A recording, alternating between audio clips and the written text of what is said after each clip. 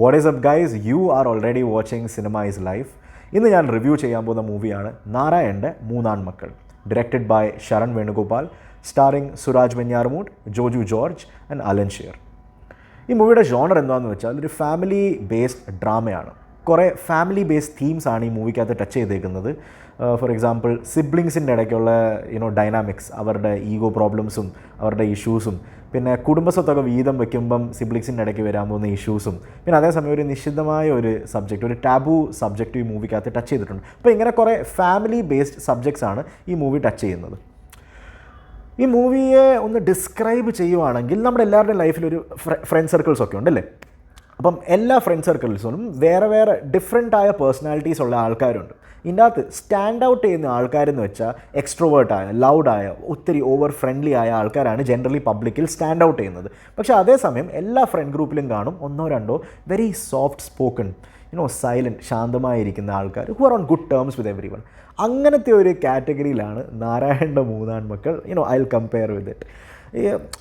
It is something different from all the conventional films which are releasing nowadays, fast paced, content driven movies. So ഇത് totally ഒരു different ഒരു style of മൂവിയാണ്. ഈ മൂവിയെ describe ചെയ്യുവാണെങ്കിൽ ഈ മൂവി ഒരു സ്പീഡ് ബ്രേക്കറാണ്. Speed breaker in the sense fast pace content driven മൂവീസൊക്കെ നമ്മൾ കണ്ടുകൊണ്ടിരിക്കുന്ന സമയത്ത് ഇങ്ങനത്തെ ഒരു slow paced, dialogue driven, conversation driven family drama is very rare. That is the kind of film that നാരായണൻ്റെ മൂന്നാൺമക്കൾ ഈസ്.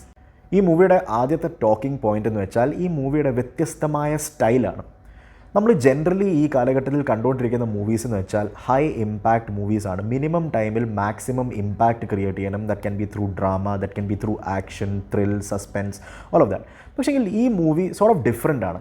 ഇതൊരു ഡയലോഗ് ഡ്രിവൺ, എന്താ പറയുന്നത്, കോൺവെർസേഷൻ ഡ്രിവൺ സ്റ്റോറിയാണ്. ഈ മൂവിയുടെ സ്റ്റോറി പ്രോഗ്രസ് ചെയ്യുന്നത് നമ്മൾ സ്ക്രീനിൽ നടന്നുകൊണ്ടിരിക്കുന്ന കാര്യങ്ങൾ കണ്ട് മാത്രമല്ല, പക്ഷെങ്കിൽ ആൾക്കാരുടെ കോൺവെർസേഷൻസും ഡയലോഗ്സിൽ കൂടെയാണ് ഈ മൂവി പ്രോഗ്രസ് ചെയ്യുന്നത്.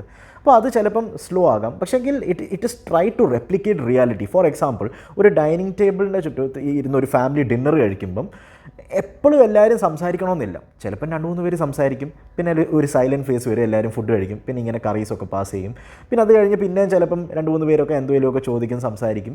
അങ്ങനെയാണ് ജനറലി ഇൻ റിയാലിറ്റി സംഭവങ്ങൾ നടക്കുന്നത്. ആ സെയിം റിയാലിറ്റിയാണ് ഈ മൂവിക്കകത്ത് കാണിച്ചു വെച്ചേക്കുന്നത്.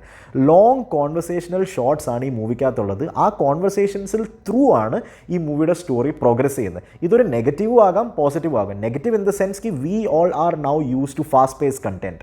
അപ്പോൾ ഇത് കാണുമ്പോൾ ചിലപ്പോൾ നമ്മുടെ അറ്റൻഷൻ ഡിസ്ട്രാക്റ്റ് ആകും. നമ്മളിടയ്ക്ക് ഫോണൊക്കെ എടുത്ത് നോക്കും. പേഴ്സണലി ഓണസ്റ്റ്ലി പറയുവാണെങ്കിൽ ഞാനും ആദ്യമൊക്കെ ഫോണൊക്കെ എടുത്ത് നോക്കുകയായിരുന്നു മൂവിയുടെ ഇടയ്ക്ക്. പക്ഷെങ്കിൽ as the story progresses more and more drama based elements ഈ സ്റ്റോറിക്കകത്ത് ആഡ് ആവുന്നുണ്ട്. അപ്പോൾ അത് കാരണം ഈ സ്റ്റോറിയുടെ the ability to hook the audience അത് ഇംപ്രൂവ് ആകുന്നുണ്ട് as and when the story progresses. So personally for me this was a different sort of an experience. നമ്മൾ ജനറലി ഈ കാലഘട്ടത്തിൽ ഇറങ്ങുന്ന മൂവീസിലൊന്നും ഇങ്ങനെ slow pace, dialogue driven, conversation driven മൂവീസൊന്നും വളരെ റെയർ ആണ്. അപ്പോൾ ഒരു ചേഞ്ച് ആയിരുന്നു, ഒരു ഗുഡ് ചേഞ്ച് ആയിരുന്നു for me when I watch this film. Second talking point എന്ന് വെച്ചാൽ ഞാനിപ്പം പറഞ്ഞ കാര്യം കേട്ട് നിങ്ങൾ ഇതിൻ്റെ അകത്ത് സ്റ്റോറി ഒന്നും ഇല്ലെന്ന് please don't think like that. ഈ മൂവിക്കകത്ത് നല്ല ഡ്രാമ എലിമെൻറ്റ്സ് ഉണ്ട്. ഞാൻ പറഞ്ഞില്ലേ, ഈ മൂവി ടച്ച് ചെയ്തേക്കുന്ന തീംസ് എന്ന് വെച്ചാൽ പ്യോർ ഡ്രാമ ഇൻഡ്യൂസ് ചെയ്യുന്ന തീംസാണ്. സിബ്ലിങ്സിൻ്റെ ഇടയ്ക്കുള്ള റിലേഷൻസ്, പിന്നെ സ്വത്തൊക്കെ വീതം വയ്ക്കുമ്പം വരുന്ന പ്രശ്നങ്ങളും, പിന്നെ അതിൻ്റെ കൂടെ ഞാൻ പറഞ്ഞില്ലേ ഒരു ടാബു സബ്ജക്റ്റ് ഈ മൂവിക്കകത്ത് കാണിച്ചിട്ടുണ്ട്. അതൊക്കെ ചിലപ്പം കൺസർവേറ്റീവ് ആൾക്കാർക്ക് അക്സെപ്റ്റ് ചെയ്യാൻ ഭയങ്കര ഡിഫിക്കൽട്ടാണ്. പക്ഷെങ്കിൽ all of this adds to the drama of this film. മെല്ലെ മെല്ലെയാണ് ഈ ആസ്പെക്ട്സ് എല്ലാം സ്റ്റോറിക്കകത്ത് ഇൻട്രൊഡ്യൂസ് ആകുന്നത്. അപ്പം നമ്മൾ മെല്ലെ പേഷ്യൻ്റ്ലി ഇരുന്ന് ഈ മൂവി കാണുവാണെങ്കിൽ by the end of it what I feel is it is going to be a rewarding experience. Personally that was the case for me. Third important aspect എന്ന് വെച്ചാൽ ആക്ടിങ്. ഇങ്ങനത്തെ ഡ്രാമ ഡ്രിവൺ മൂവീസിൽ acting വളരെ important ആണ്. Acting പോയെങ്കിൽ ഇങ്ങനത്തെ മൂവീസും ഫ്ലോപ്പാവും. That is why I think the filmmakers have hired 3 powerhouse actors to portray the 3 main roles. നാരായണൻ്റെ 3 മക്കളായിട്ട് play ചെയ്തേക്കുന്ന സുരാജ്, ജോജു ആൻഡ് അലൻ ഷീർ. 3 പേരും അടിപൊളി പെർഫോമൻസ് ആണ് കാണിച്ചു വെച്ചേക്കുന്നത്. പക്ഷെങ്കിൽ പേരെടുത്ത് പറയേണ്ട പെർഫോമൻസ് ജോജു ജോർജിൻ്റെ ആണ്. കാരണം സുരാജ് ആൻഡ് അലൻഷിയർ ഇങ്ങനത്തെ ടൈപ്പ് ഓഫ് ക്യാരക്ടേഴ്സ് ആദ്യം പ്ലേ ചെയ്തിട്ടുണ്ട്, നമ്മൾ കണ്ടിട്ടുണ്ട്, യൂസ് ടു ആയിട്ടുണ്ട്, but they have done a good performance. പക്ഷെങ്കിൽ Joju has done something completely different then what he normally does.